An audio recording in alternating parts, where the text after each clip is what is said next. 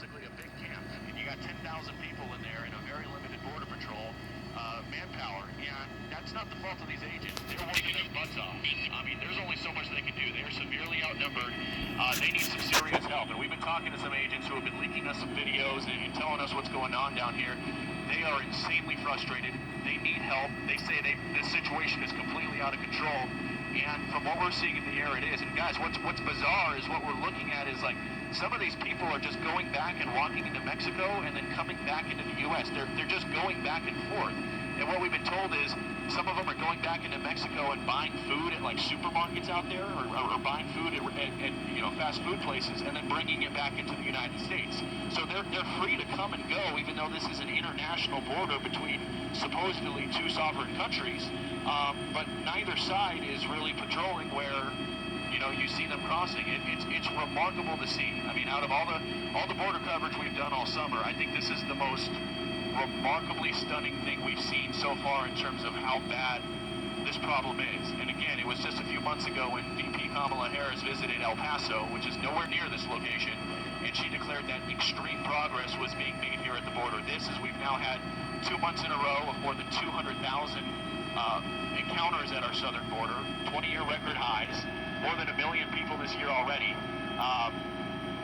Something's got to change pretty quick, guys, because this is unsustainable for these poor agents on the ground who got to deal with this. We'll send it back to you. You know, Bill, when you look at the pictures of the camp there that we're seeing from that Texas DPS helicopter, it reminds of some of the camps that we've seen that have been set up across the border from a country in the throes of civil war. And I'm wondering, aside from the health aspect there, we see lines of porta potties, but they're not going to handle 20,000 people.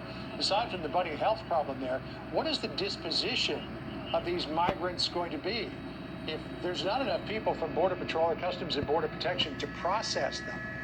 What will happen to them? We don't know. Well, what we've been told from agents is these people are not technically detained. If they want to go, they can go. What these people are doing is they're waiting under the bridge, waiting to be processed by Border Patrol. Border Patrol has to take them into a facility and do the paperwork and everything. That hasn't happened yet. All those people you see under the bridge have not been processed yet. They're just congregating under the bridge, using it for shade because it's so hot out here, and they're waiting for Border Patrol to process them. And what I've been told from border agents on the ground is once the people show up, they come up to Border Patrol and they take a ticket, kind of like you're waiting for a pizza or something, and they'll call your order. Once that happens, you get put into a certain sector of the camp, and they've got a wet board up front where they're trying to keep track of how many people come in. And the last count we had was at least 10,503 people. That was as of last night. I'm trying to get some new numbers for today. I think it's safe to say these numbers are probably pushing at least 11,000. Again, we're coming back over the Rio Grande right now, and this is a never-ending stream of people who are illegally crossing into the U.S.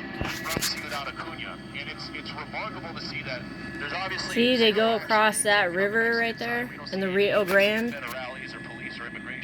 If he'd sit still, and they go up that road, and then they go up under the international bridge. So see that path right there? If he would hold still.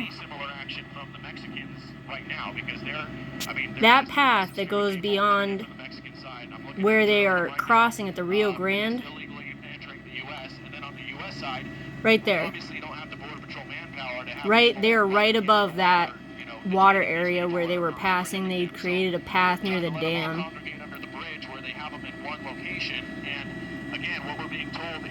See that path right up to the international bridge. And you're going to have some serious COVID concerns down there under that bridge because Haiti as a country has a COVID-19 vaccination rate of less than 1%. So you can imagine, even though it's outdoors with that many people crammed in together down there, you're probably looking at some serious potential health issues down there, guys. Yeah. Hey, Bill, keep the pictures going. Just want to bring Tom Homan back in. And Tom, the question to you that I asked Bill. Ridiculous! Ridiculous! This is the most ridiculous fucking administration I've ever could have imagined. He is breaking barriers of how awesome this guy is. It is amazing how fucked up this administration is.